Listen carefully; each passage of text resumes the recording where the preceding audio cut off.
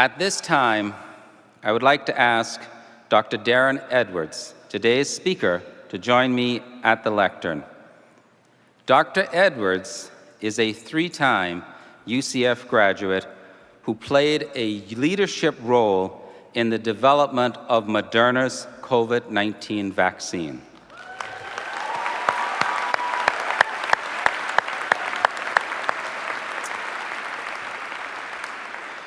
Before he begins his remarks, I would like to pay tribute to Dr. Edwards by awarding him another degree, a doctorate of public service.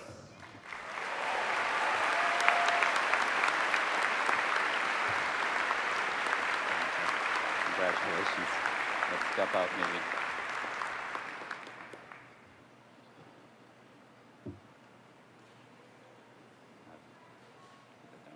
Put on you. You want to do it? Sorry.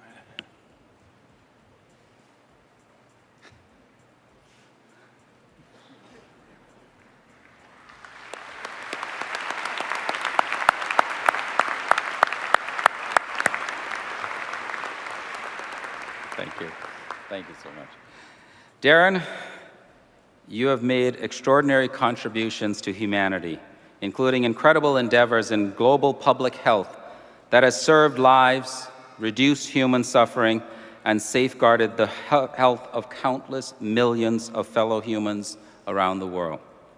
Under your leadership as Director of Immunology at Moderna, your team gave the world Moderna's highly effective messenger RNA vaccines, a vital tool in curbing the COVID-19 pandemic. At 94.1% effective in preventing the virus and 100% effective in preventing severe cases of it, the work you led has also set the stage for rapid solutions to future health challenges that may come. Prior to working at Moderna, you worked for almost a decade at Sanofi Pasteur to develop vaccines against infectious diseases, including RSV, influenza, dengue, and yellow fever, conditions that disproportionately affect the poorest and most vulnerable populations across the globe. As a student researcher in the UCF Nanoscience Technology Center, your work focused on generating a better understanding of neurodegeneration and neurodegenerative diseases, such as Alzheimer's disease, which has ravaged individuals and families from every walk of life on our planet.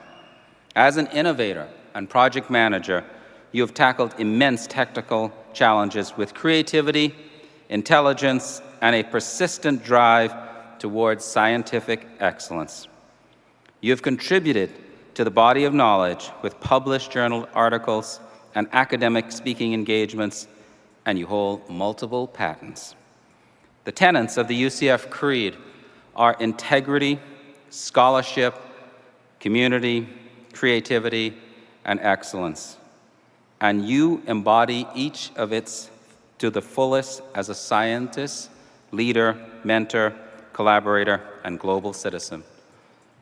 As a 3-time graduate of the University of Central Florida, holding both a master's degree and a doctorate in biomedical sciences and a bachelor's degree in biology, you are an inspiration to UCF's students, faculty, staff, and community. Your ingenuity, care for humankind, and impact are everything the university could wish for from an alumnus. Therefore, on behalf of the faculty of the University of Central Florida, and by virtue of the authority vested in me by the state of Florida, and with the concurrence of the university's Board of Trustees, it is my distinct honor that I hereby confer upon you, Darin Edwards, the degree of public service.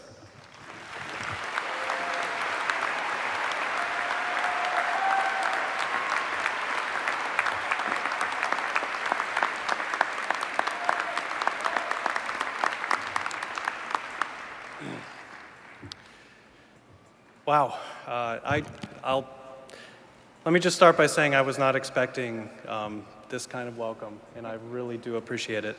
The honorary degree is not just, it's not honorary, it's well received, and thank you all very much.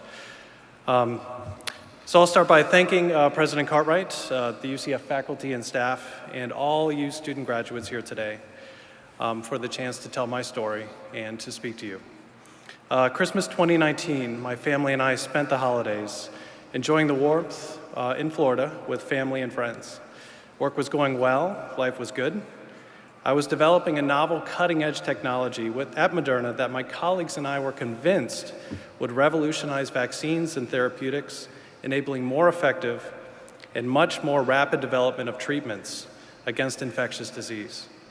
We had proof of concept against many diseases in clinical studies, and we're advancing our lead candidates through clinical trials with very positive results.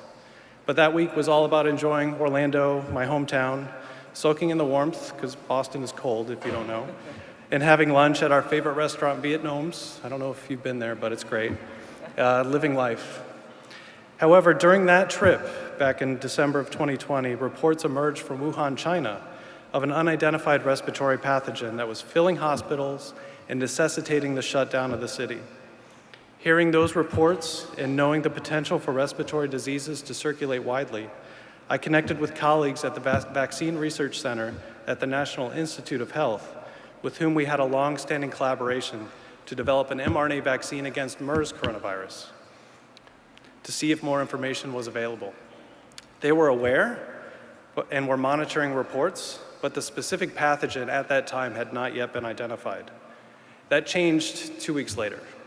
The pathogen was identified as a novel coronavirus, meaning it had not yet before existed in nature. And the genomic sequence of the virus was made available via Twitter, of all things, the night of January 10th, 2020. Our vaccine efforts started immediately.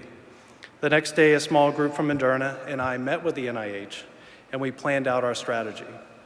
Informed by our previous work on our mRNA platform and on MERS coronavirus, we actually locked down our vaccine approach by January 13th, 2 days later.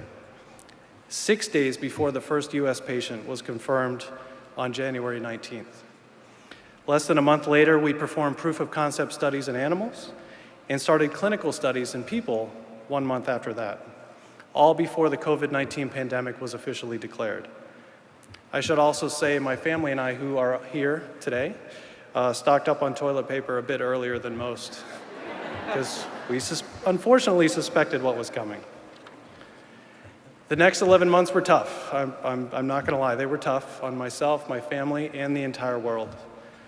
My team, Moderna, the NIH, and I worked round the clock without breaks to comprehensively evaluate the approach, systematically working to make sure we covered every safety and effectiveness concern, to compress timelines that normally take years or decades into months, while still performing the most comprehensive and inclusive research and clinical activity I've ever been a part of. And despite all the many obstacles along the way, it worked. On December 17th, 2020, we appeared in front of the FDA, where we presented the results from our phase 3 efficacy study, which demonstrated, as you mentioned, 94.1% efficacy in prevention of symptomatic COVID disease and 100% protection against severe disease. Based on the comprehensive results from the trial, we were granted emergency use authorization, and less than 2 weeks later was available to the public, including my parents. So what enabled this to happen? A success that hadn't previously been possible, and what lessons are important for me to share with you today. For me, there were several important factors that were critical, but I'll start first and foremost with the support I received from my family and friends that kept me going during this time. My parents, Key and Carol, my brother Kevin, my sister Diana, my best friends, including Brad and Dan, who I met during my undergraduate time here at UCF 30 years ago. And most importantly, my wife Dell, who I also met at UCF, and my kids Griffin and Sienna, all of whom are here today, right up there.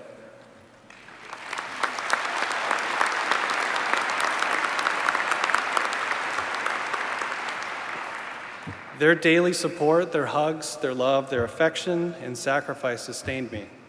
And I raised this not to necessarily highlight my support group, although I love and thank each and every one of them, but to point out that there would be tough times in your lives.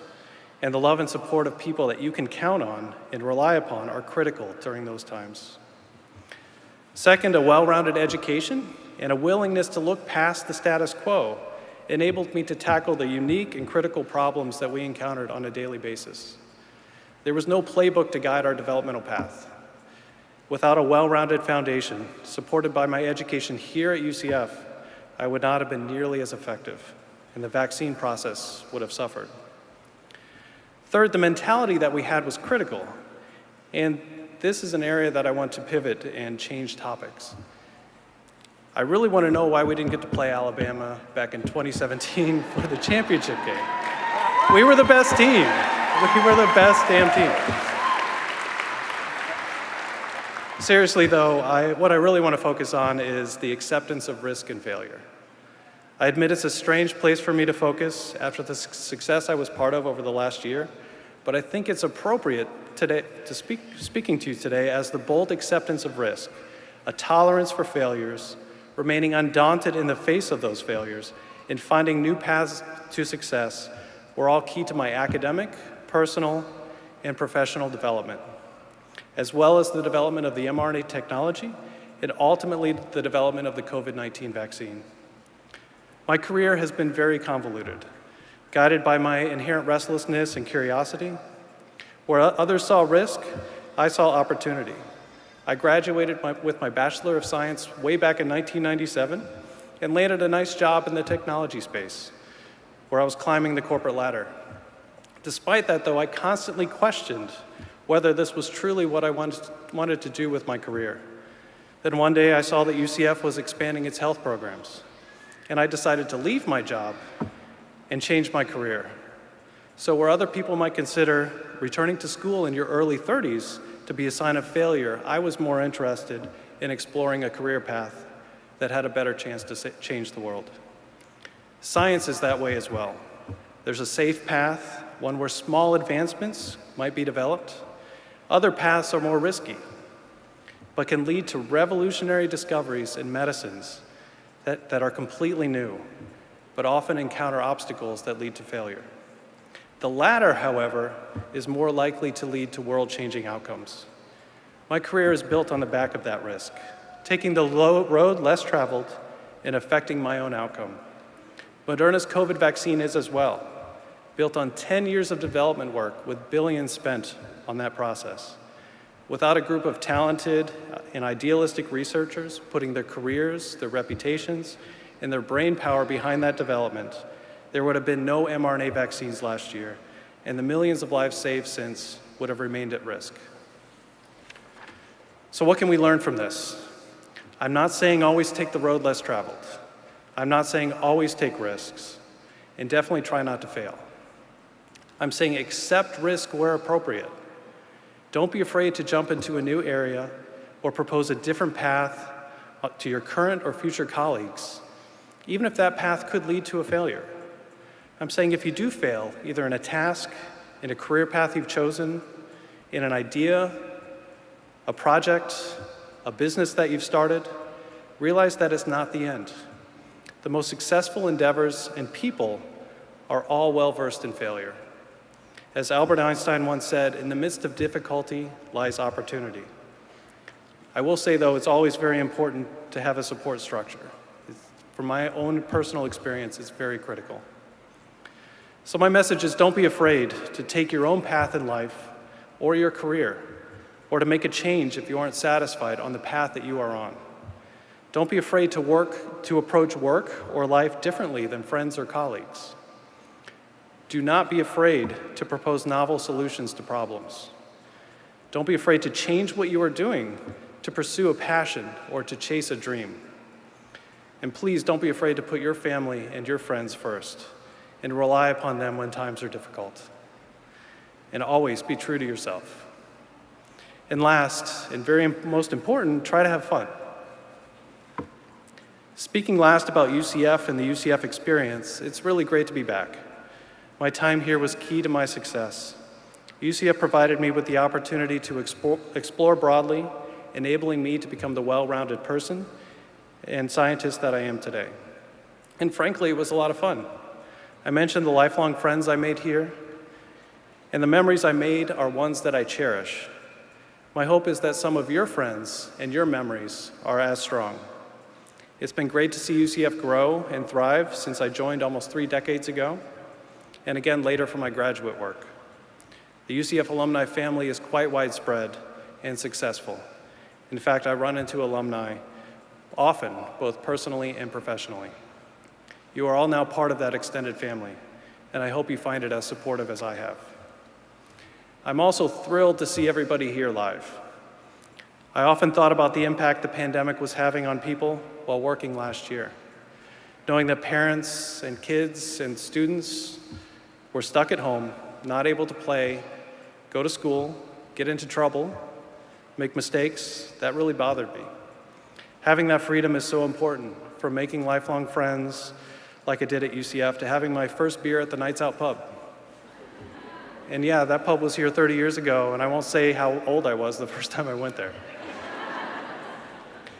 It makes me truly happy to have had the opportunity to help society gain back the freedom for us all to get out, to spend the time with friends and family that we should, and to watch and cheer UCF football, to live life as we should. Thank you to the UCF administration and President Cartwright for giving me the opportunity to speak to you all.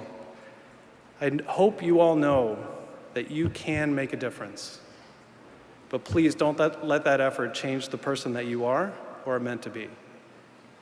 Thank you to my wonderful family, Dell, Griffin, and Sienna. I could not have persevered without your love and support. Thank you. Mom and Dad, you set me up for this, and I thank you so much. Kevin and Diana, thank you for always being part of my life and for helping to make me who I am.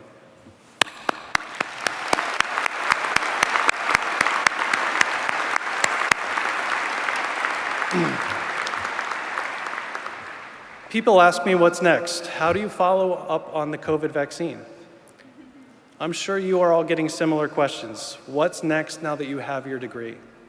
What do you plan to do with your life? Well, some moments are meant for answers to these questions and others are meant for celebration. And I think this is a time for celebration. I'll be celebrating by watching UCF beat Tulane tomorrow, along with all my UCF family, and I hope to see you all there. Thank you all, and charge on everyone, in every facet of your lives.